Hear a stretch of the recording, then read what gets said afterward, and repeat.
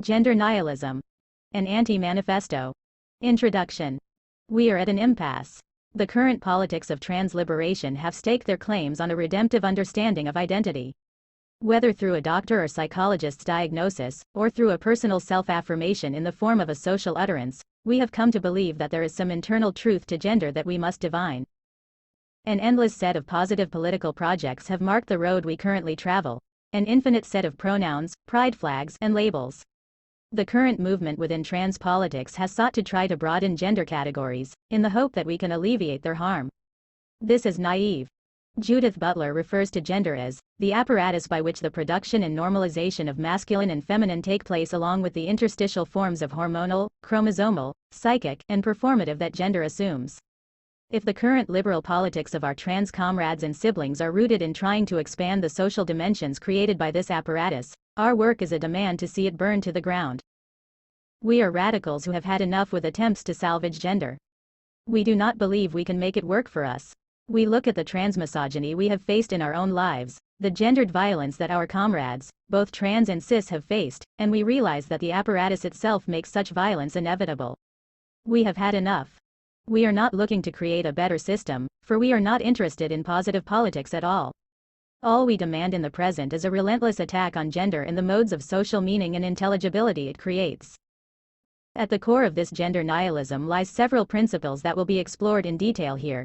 Anti-humanism as foundation and cornerstone, gender abolition as a demand, and radical negativity as method. Anti-humanism. Anti-humanism is a cornerstone which holds gender nihilist analysis together. It is the point from which we begin to understand our present situation. It is crucial. By anti-humanism, we mean a rejection of essentialism. There is no essential human. There is no human nature. There is no transcendent self. To be a subject is not to share in common a metaphysical state of being, ontology, with other subjects. The self, the subject, is a product of power. The I in, I am a man, or, I am a woman, is not an I, which transcends those statements. Those statements do not reveal a truth about the I, rather they constitute the I. Man and woman do not exist as labels for certain metaphysical or essential categories of being. They are rather discursive, social, and linguistic symbols which are historically contingent. They evolve and change over time. Their implications have always been determined by power. Who we are, the very core of our being, might perhaps not be found in the categorical realm of being at all. The self is a convergence of power and discourses. Every word you use to define yourself, every category of identity within which you find yourself placed, is the result of a historical development of power. Gender, race, sexuality, and every other normative category is not referencing a truth about the body of the subject or about the soul of the subject. These categories construct the subject and the self. There is no static self, no consistent I, no history transcending subject. We can only refer to a self with the language given to us, and that language has radically fluctuated throughout history, and continues to fluctuate in our day-to-day life.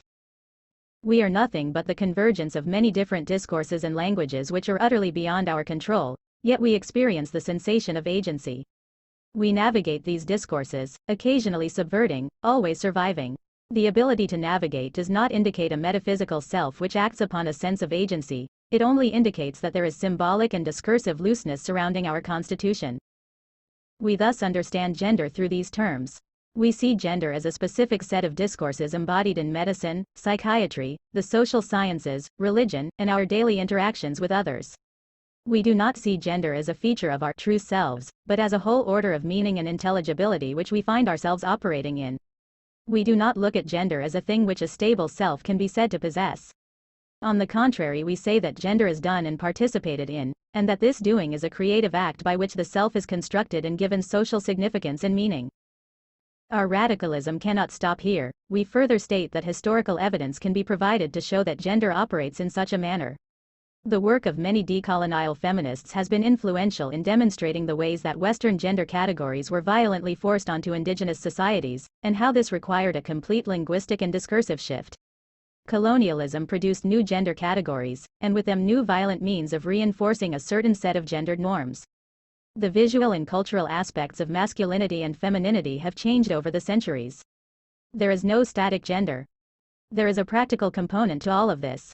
The question of humanism versus anti-humanism is the question upon which the debate between liberal feminism and nihilist gender abolitionism will be based. The liberal feminist says, I am a woman, and by that means that they are spiritually, ontologically, metaphysically, genetically, or any other modes of essentially a woman.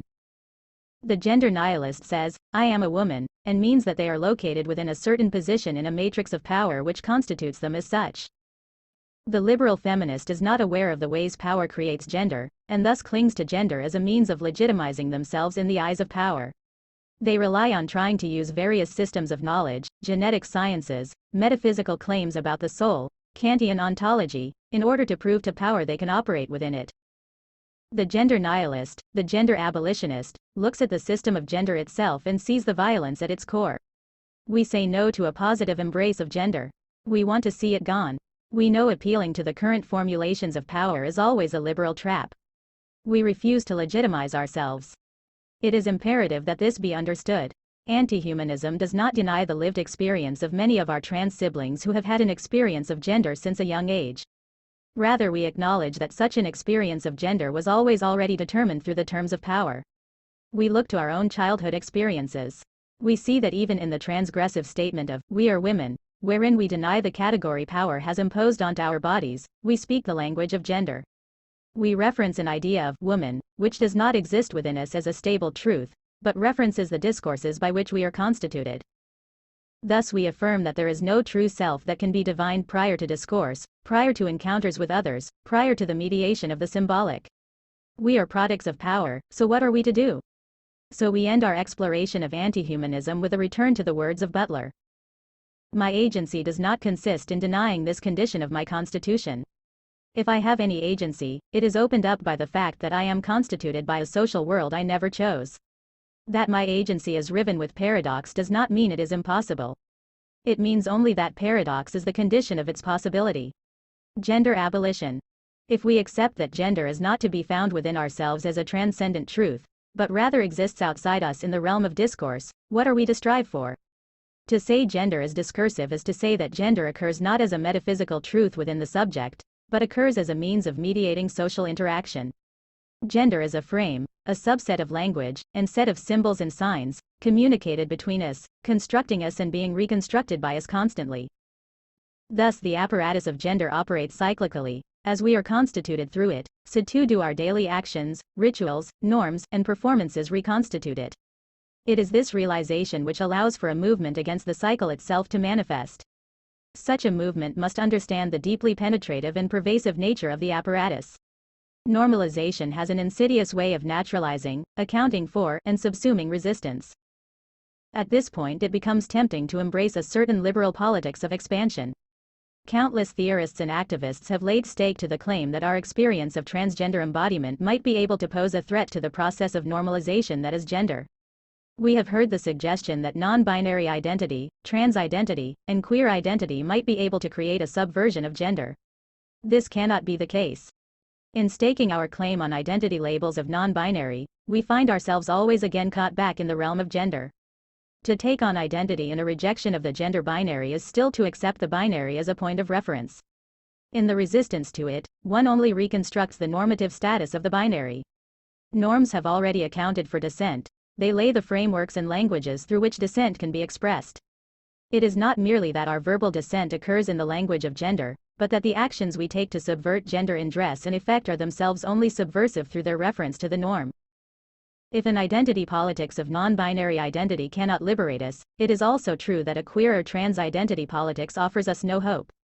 Both fall into the same trap of referencing the norm by trying to do gender differently. The very basis of such politics is grounded in the logic of identity, which is itself a product of modern and contemporary discourses of power. As we have already shown quite thoroughly, there can be no stable identity which we can reference. Thus any appeal to a revolutionary or emancipatory identity is only an appeal to certain discourses. In this case, that discourse is gender. This is not to say that those who identify as trans, queer, or non-binary are at fault for gender. This is the mistake of the traditional radical feminist approach. We repudiate such claims, as they merely attack those most hurt by gender. Even if deviation from the norm is always accounted for and neutralized, it sure as hell is still punished. The queer, the trans, the non-binary body is still the site of massive violence. Our siblings and comrades still are murdered all around us, still live in poverty, still live in the shadows. We do not denounce them, for that would be to denounce ourselves. Instead, we call for an honest discussion about the limits of our politics and a demand for a new way forward. With this attitude at the forefront, it is not merely certain formulations of identity politics which we seek to combat, but the need for identity altogether. Our claim is that the ever-expanding list of personal preferred pronouns, the growing and ever more nuanced labels for various expressions of sexuality and gender, and the attempt to construct new identity categories more broadly is not worth the effort. If we have shown that identity is not a truth but a social and discursive construction, we can then realize that the creation of these new identities is not the sudden discovery of previously unknown lived experience, but rather the creation of new terms upon which we can be constituted. All we do when we expand gender categories is to create new, more nuanced channels through which power can operate. We do not liberate ourselves, we ensnare ourselves in countless and even more nuanced and powerful norms. Each one a new chain. To use this terminology is not hyperbolic, the violence of gender cannot be overestimated. Each trans woman murdered, each intersex infant coercively operated on, each queer kid thrown onto the streets is a victim of gender. The deviance from the norm is always punished. Even though gender has accounted for deviation, it still punishes it. Expansions of norms is an expansion of deviance, it is an expansion of ways we can fall outside a discursive ideal. Infinite gender identities create infinite new spaces of deviation which will be violently punished. Gender must punish deviance, thus gender must go. And thus we arrive at the need for the abolition of gender. If all of our attempts at positive projects of expansion have fallen short and only snared us in a new set of traps, then there must be another approach. That the expansion of gender has failed, does not imply that contraction would serve our purposes. Such an impulse is purely reactionary and must be done away with. The reactionary radical feminist sees gender abolition as such a contraction. For them, we must abolish gender so that sex, the physical characteristics of the body, can be a stable material basis upon which we can be grouped. We reject this wholeheartedly. Sex itself is grounded in discursive groupings, given an authority through medicine, and violently imposed onto the bodies of intersex individuals. We decry this violence. No, a return to a simpler and smaller understanding of gender, even if supposedly material conception, will not do. It is the very normative grouping of bodies in the first place which we push back against. Neither contraction nor expansion will save us. Our only path is that of destruction. Radical negativity. At the heart of our gender abolition is a negativity. We seek not to abolish gender so that a true self can be returned to, there is no such self. It is not as though the abolition of gender will free us to exist as true or genuine selves, freed from certain norms. Such a conclusion would be at odds with the entirety of our anti-humanist claims. And thus we must take a leap into the void. A moment of lucid clarity is required here. If what we are is a product of discourses of power, and we seek to abolish and destroy those discourses, we are taking the greatest risk possible. We are diving into an unknown. The very terms, symbols, ideas, and realities by which we have been shaped and created will burn in flames, and we cannot know or predict what we will be when we come out the other side. This is why we must embrace an attitude of radical negativity. All the previous attempts at positive and expansionist gender politics have failed us. We must cease to presume a knowledge of what liberation or emancipation might look like, for those ideas are themselves grounded upon an idea of the self which cannot stand up to scrutiny. It is an idea which for the longest time has been used to limit our horizons. Only pure rejection, the move away from any sort of knowable or intelligible future, can allow us the possibility for a future at all. While this risk is a powerful one, it is necessary. Yet in plunging into the unknown, we enter the waters of unintelligibility. These waters are not without their dangers, and there is a real possibility for a radical lost self. The very terms by which we recognize each other may be dissolved. But there is no other way out of this dilemma. We are daily being attacked by a process of normalization that codes us as deviant. If we do not lose ourselves in the movement of negativity, we will be destroyed by the status quo. We have only one option: risks be damned. This powerfully captures the predicament that we are in at this moment. While the risk of embracing negativity is high, we know the alternative will destroy us. If we lose ourselves in the process, we have merely suffered the same fate we would have otherwise. Thus it is with reckless abandon that we refuse to postulate about what a future might hold, and what we might be within that future. A rejection of meaning, a rejection of known possibility, a rejection of being itself. Nihilism. That is our stance and method. Relentless critique of positive gender politics is thus a starting point, but one which must occur cautiously. For if we are to criticize their own normative underpinnings in favor of an alternative, we only fall prey once again to the neutralizing power of normalization. Thus we answer the demand for a clearly stated alternative and for a program of actions to be taken with a resolute no. The days of manifestos and platforms are over. The negation of all things, ourselves included, is the only means through which we will ever be able to gain anything.